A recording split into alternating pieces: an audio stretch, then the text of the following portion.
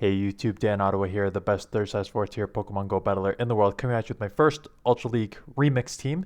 Uh, and I'm going to go over the team, I'm going to go over a couple things you need to know about how to play it and the move sets, and then we're going to get into a ton of battles. I will say that I played 4 sets with this. I went positive 3 out of the 4 sets. Uh, but let me just rant. The 3 rewards were 2 Spinnerax and 1 Azumarill. And now I am 2 for 23, 2 for 24 in my last rewards for getting a legendary.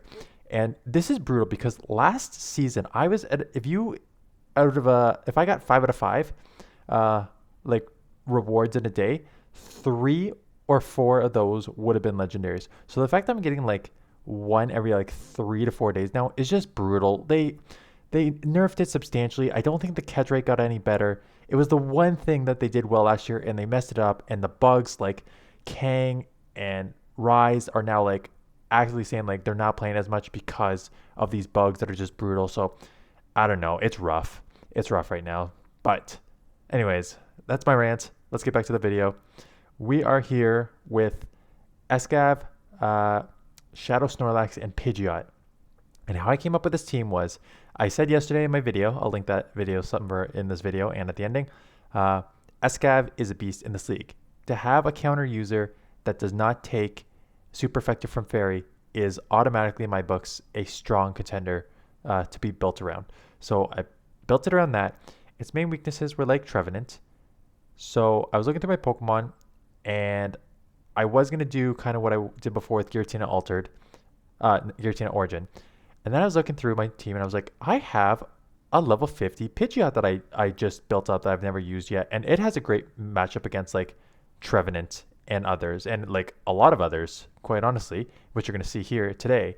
So I built around that. And then so I had a good matchup over those are 2 good pairings. I needed a third. And then I'm like, you know what? It's probably best to do a safe swap that has wide coverage. So Shadow Snorlax, because it can deal to a certain extent with Trevenant, it walls it to a certain extent, and it has superpowers that you can throw on Galarian Stunfisk, which I saw a ton of today, which I'm going to build a team around beating that tomorrow because they were everywhere today. So 2 things to keep in mind here. Like you could substitute like a Lapras for Snorlax because I think it does sort of the same idea, like a beefy safe swap that can somewhat cover those Pokemon. And I ran this with Superpower, and it was one of those things where you're going to see a couple matches. And a couple matches, the Superpower helped me out substantially. Like when I was going against a Scrafty, like being able to throw a Superpower like back to back, force a shield or forces them, or you win switch, which is great. Where it hurt me was in certain matchups. Again, it didn't affect the outcome, but certain matchups like Jellicent, you still win the matchup, but you have nothing to throw at it, right? Because the superpower and body slams are both resisted.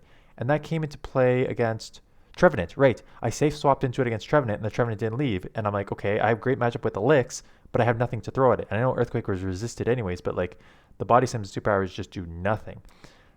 So that is just something to keep in mind. You do lose some matchups by not having the superpower, so just it depends how you want to do it. But you do need either superpower or Earthquake for the Galarian Stunfisk. So I did really well with this team. Let's look at the battles. What you're going to see, Pidgeot is you just Feather Dance and Gust. Like I threw 1 Brave Bird and the rest are just Feather Dance, lowering the attack substantially and just gusting. And it works extremely well. So let's take a look at it. So we have Escav and Leave against Nidoqueen. So I'm thinking, is this Nidoqueen Double Dark? Because here comes the Mandibuzz. So I was already very too slow here. Again, this is my first couple of matches with this. I don't know like immediately like when to switch, when not to switch. So it was like, let's build up and then let them throw, and then I'll reset there. They're throwing Dark Pulse, so I know it's a harder shitty move. So I'm going to shield up first to not hit the super effective Dark Pulse. Again, I don't care if you know that I'm throwing a Feather Dance and you don't shield, because all this is going to do is lower your attack substantially. My Gust is the main thing that's doing the damage. Now you're going to throw a 2 times lower Dark Pulse. Like, okay, thanks for the tickle. Like, it does nothing. And same thing here, like, build up a bit. Okay, I'm going to throw a Feather Dance again. I know you're not going to shield. Like, there's no reason for you to shield. But now you're 4 times lowered. So throw that Dark Pulse, and it's going to do absolutely nothing. Like, absolutely nothing. And now I'm going to be able to gust you down, and I'm going to have a move coming out of it. So now I could throw a Brave Bird, or I can throw a Feather Dance to lower this attack substantially. And there's a couple of these scenarios I probably should have thrown the Brave Bird. Like, but again, I just went for the Feather Dance because I could do the same thing, right? Like, lower this 2 times, and if they try and Poison Jab, they're not going to get it. They do shield up, which is great. So now their attack lower substantially. They get to the move. I was trying to get to the Brave Bird. I couldn't get to the Brave Bird. So I'm like, let's just lower their attack another. So even if they have a move coming out of this, don't have to worry about it. They double shield, so I guess they missed the count. Now they're 4 times lowered, so this will take me out, probably still. But now I'm up a shield, and out comes the Jellicent, and here we go. So this game's over already because I've got a move bank. So I probably could have just thrown the drill run and then, because they don't have any shields, and then just lick. But what you're going to see here is this matchup, I do win easily, but it's a timeout matchup because they're just going to throw bubble beams. I can only throw these body slams, which are double resisted against Ghost, single resisted. Like, they're resisted anyways, and it's doing nothing. So they're just going to bubble beam. Now it's a 2 times lower lick against bubble beam, and I can't do anything here. So I can just keep licking. Like, I'm going to win because I still have a shield, plus I've got a move. Like, it's fine. No problem. But so that's what I'm talking about. If you run on Earthquake here, like, this is the matchup where you do well. They have full health, Nidoqueen coming back in, but I'm just going to body slam just to burn the clock so I can now come in and drill run. They get to move. I was pretty sure it was just Poison Fang, but I'm like, I'm just going to shield just in case because it doesn't matter because my Snorlax is not going to get hit with anything that matters. So let's just take that out. They come in with a Jellicent. Do hit me with a Shadow Ball here. But again, okay, I'm gone. And now the clock's running out. So I'm like, let's just lick and body slam just to burn the clock because they're lower than me. So I'm going to win this match just by burning the clock out. So 2 things that you saw there. Pidgeot is just like a beast with Gust and Feather Dance, which you're going to see a few times today. And that matchup there where it's kind of tricky. So Trevenant on lead here, which is rough, but I got somewhat 2 answers. I come in here just because they're more likely to switch out when they see that they're getting super effective lick. Like, if they stayed in there and just did like Seed Bombs, I'm pretty sure they would win. But a lot of them do get out of here. They did build up to Energy Ball. I didn't want to eat that. I'm built up to like almost 2 superpowers. I was hoping that they shield this one up, but they do not shield this one up. So now I got to go for the second body slam. This could be an Energy Ball, and it is an Energy Ball, but I don't want to waste 2 shields on Snorlax. My defense falls. I get to the body slam. Get this off. I'm hoping they let this go. And they do let it go, because now I can align and they have a Crobat here. So I just do some chip damage. Like, this is doing an okay amount of chip damage. Which is fine. Like, so that's why Snorlax is good. It can do a lot in the safe swap position. Come in here with my Escav because it's generally useless to me. I don't really care. Like, the Shadow Ball, take me out. I don't really care. Like, Pidgeot's my win condition right now. They bait me with the Poison Fang. That's fine. I'm going to build up and just throw the drill run. Just, again, chip damage, trying to get a shield. Again, if they don't shield, that's even better. But they do shield, but that's okay. Just doing these counters to get as much chip damage as I can. Get to the drill run. I think it was just a delayed CMP because I'm pretty sure I would have won CMP there. They do Shadow Ball me, but that's okay. Come in here with the Gus. I let this go. Looking back, I could have shielded because the Poison Fang is the only thing that's really going to hurt me, because here your their Seed Bombs and your Shadow Balls are both resisted, so nothing's going to hurt me here. Plus, I'm going to lower their attack ×2. So I probably let the first one go because I just lower their attack ×2 just to see how much it does. And is a Seed Bomb resisted? Lower their attack. They got nothing there. Take them out. Still got a shield. This game's over. And that's why, like, you have a great matchup here. So I will show obviously some losses. And then some losses I don't show is just like getting hard countered. Like, I have my Pidgeot aligned with their Galarian Stunfisk. Like, there's nothing I could do there. Then that does happen, so just keep that in mind. So I hit that, and they switch out into Roserade, and I'm like, switch. I have an amazing matchup. What? And I have to shield up the Weather Ball now. Like, what am I doing? I have an amazing matchup here that I could just gust down and just take 1 or 2 Weather Balls. I let them build up a ton. I do not know what I was thinking there. But okay, it's not going to matter in the ending because I get to the move here. Got a Feather Dance. Again, one of these, maybe he lets this go. And looking back, I could have Brave Bird because I do get hit with an Ice Beam here.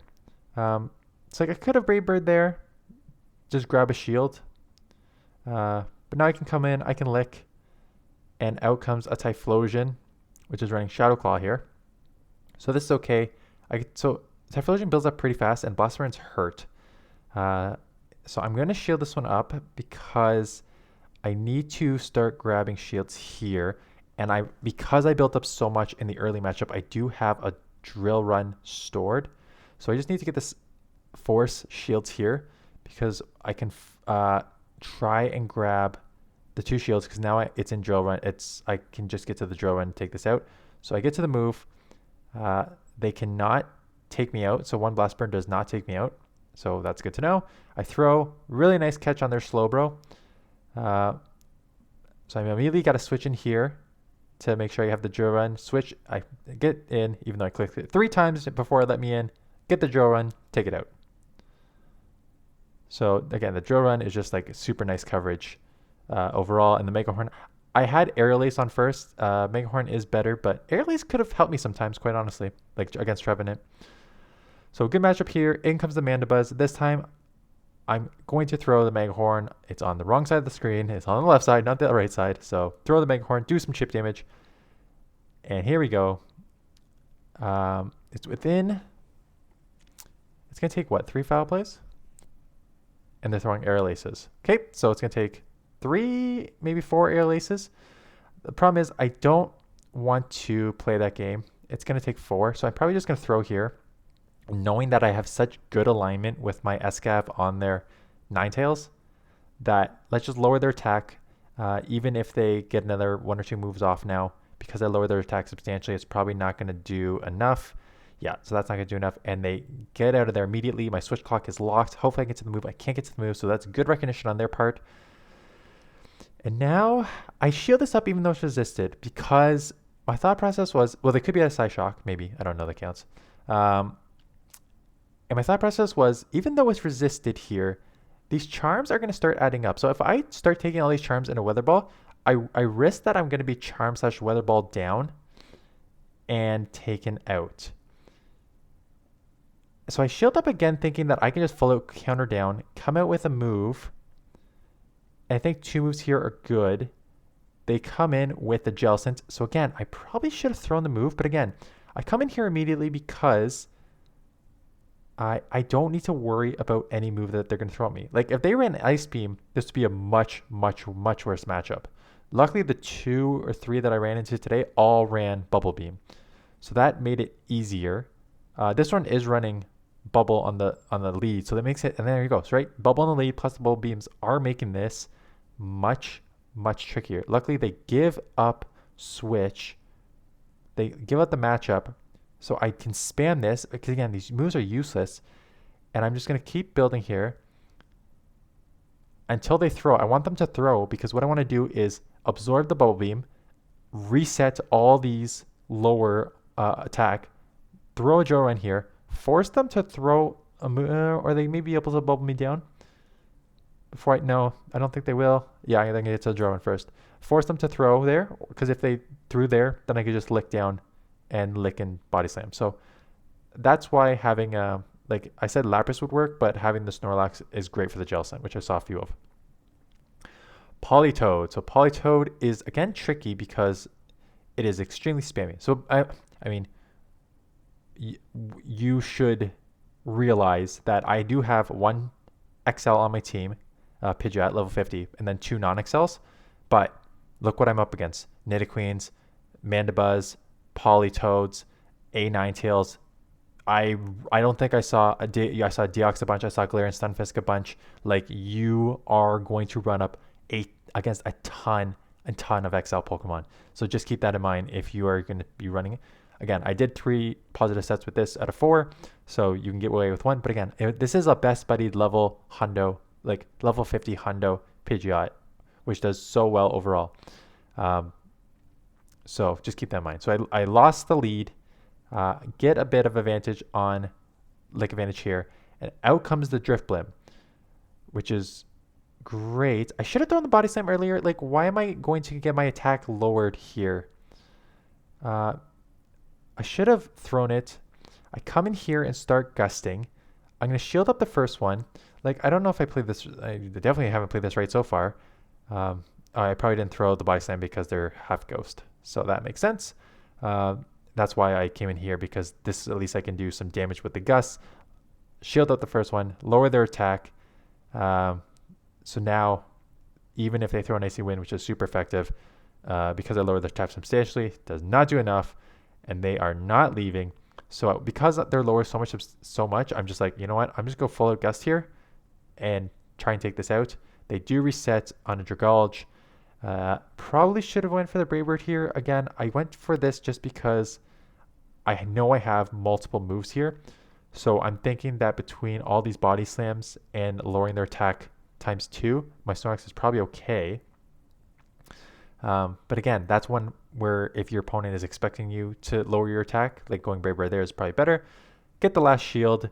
They are going to get the move off, but as you're going to see here, the Feather Dance, they get an Outrage from a Dragon against a Shadow Snorlax, cannot take me out from that health because I lowered their attack ×2. So that's what I'm saying. Like, this Feather Dance Gust combo is just overpowered.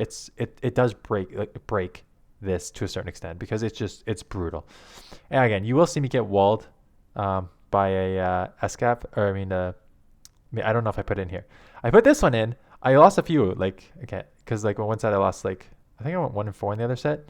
Again, it was half just like hard countered, half I played really, really bad. And then I saw Shadow Grandma on the lead, and I'm like, I wonder, because someone on my video posted, can you run this team in Ultra League? Shadow Gramble, Galarian Stunfisk, and Jellicent. And I said, yeah, you probably could. So I'm like, I'm expecting this to be that team. So I've tried to win Switch, but now I'm down. So if they have a Galarian Stunfisk in the back, I'm in trouble. So I'm just going to come in Snorlax here to get to a move. Hope they do have a Galarian Stunfisk come out so I can superpower it. Gotta shield up a Crunch because I'm a Shadow, they're a Shadow. That's going to hurt. But this damage is already done. What they come out with is a Samurott. Yeah, Samurott, which is like sort of the same because it's water, and mine was that. So I come in with my Pidgeot, and what do you think is in the back? It's a Galarian Stunfisk. So I missed the trainer's name. Trainer, are you watching my videos? Comment below if you modified my team for the Ultra League here. Anyways, as you're gonna see, brutal. So I did get what you're gonna see there. So two things here. You're gonna get dominated here. You can't do anything about it. But one Feather Dance now puts this in 3 rock slide range, right? So that's important to note. I lowered again, thinking maybe I can survive a 4th one, build up a Gust, build up to the next one, and then reset here. I do reset, and I do get off the superpower, which almost takes this out. I think I'm 1 short, like 1 HP short of taking it out. They reset, but now they're at back-to-back Hydros here, so I cannot. It charges really quickly. So good game there. Curious. I am curious if this is a modified version of my team, or you just thought of it on your own. So let me know if you're watching. But yeah, so Pidgeot on the back is tough, and that's why, like, you could. I think Snorlax does well with the superpower, being able to take care of that. That's why I kind of run it. So good lead here. They switch in here, and I'm like, okay, I don't know what the best coming in here with is, because I got the drones here, which is good. I don't want to have my Snorlax see it, so I'm probably going to throw in here, grab a shield, and then come in here, because I think between the licks and the body slams, I could probably take a few discharges, because Stunfisk is very spammy, but it doesn't hit super, super hard. So that's 1 discharge. As you can see, it's going to take 3. So I'm probably going to let the next one go. It is another discharge. So now I need to start spamming these. I've already got 1 shield because of the drill run. So I'd be surprised if they use 2 shields here. They do get a move off. Do I let this go or do I shield? I let it go, and it doesn't take me out. So now I'm able to potentially take this out and keep my 2 shields, which would be great. And I do. And they get like minimal farm. So this is like the best case scenario. Come back in here because I don't want to show my last Pokemon yet. And it is a Crobat. So I was thinking, again, I should have shielded because I made such a mistake here.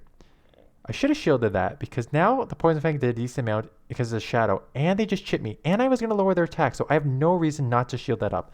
So really dumb on my part. They do shield, so now I'm up 2 shields. I'm not going to have to start shielding, even though I should. So I should have shielded the first one, right? Like, before you lower their attack twice, shield once. I don't know if I'm going to... I think that I can just gust down here and come out with a move. So that gust is going to register. I'm going to shield. I do get the gust down, and I finally get to land my first Brave Bird of the day. Here we go. On Escrafty. You love to see it. Brave Bird the Scrafty just gets it to the 1 counter down, 2 counter downs here for the win. So Pidgeot, again, Pidgeot has a lot of play against a lot of the meta. So here we go. Come in here. They reset as I expected them to. Out comes a Ninetales. And this is one, so it's a Powder Snow one, which makes it maybe even a little worse. What you're going to see is, do I shield? I have to try and win switch. I cannot have my Escav on their Trevenant, and I would love to have my Pidgeot on their Trevenant. And I'm willing, honestly, to go down 2 shields to have that alignment because you just have such a dominating matchup. So they end up shielding. I think I'm gonna double shield here. I do double shield, and it is a Dazzling Gleam, so that is great. Get the move off, and I think they realize that I'm fighting way too hard for this, so they are smart and shield up and get to the move before me. But I don't know if one Weather Ball is going to take me out from here. It does not. Do I get to the move before they get to another one? No, they do take me out. So that's not great. The good news is I do not need to worry about anything here, so I can just farm up as much as I can here, and I do take it out before they even get a move off, which is great. And now I'm just going to chip this a ton, because I'm like, again, on the wrong side of the screen, I'm like, I wonder how much a Mega Horn does. And it almost takes it out. I'm going to build up a bit and snipe it in the middle, so they go down with energy. Love to see it. And it is a Regirock. So Regirock, very nice. I saw like 3 of them, and Pidgeot has a really rough matchup against Regirock. So as you can see, Stone Edge here, almost one-shots. I'm glad it does not. Lower this attack. You know what we're doing. Lowering this attack because 1 counter and 1 drill run will take this out. And now, even though I'm going to be taken out here, I'm going to try and go for the second one, and they throw it right before, so really, really good counting on my opponent's part. But what you're going to see is I'm going to counter down. I get to the drill run. They get to move. I think it's a Focus Blast. And they blast me, but 2 times lowered. Not going to take me out. Get the drill run off for the win, and they top left when they did not get that off. So that is the team. Strong team. Coverage all around, like your Escav for your Galarian Stunfisk and stuff, your Pidgeot for your Trevenant, and fighters and everything else, and Shadow Snorlax as a safe swap, which has a lot of coverage for a lot of the meta. Again, I saw it's an XL league right now, and I saw a ton. I'm going to try to build a team tomorrow to deal with Galarian Stunfisk. Like, I may run 3 Galarian Stunfisk counters because I saw them a ton today. So we'll see. I don't know what team I'm going to run yet. I am limited in my Ultra League Pokemon, and like I said, I'm going to focus on Holiday Cup, so I'm not going to build up any other ones unnecessarily. But yeah, that's day 1. Let me know how your day 1 went, and if you have a team that worked for you. And thanks for watching. I'll see you guys in the next one.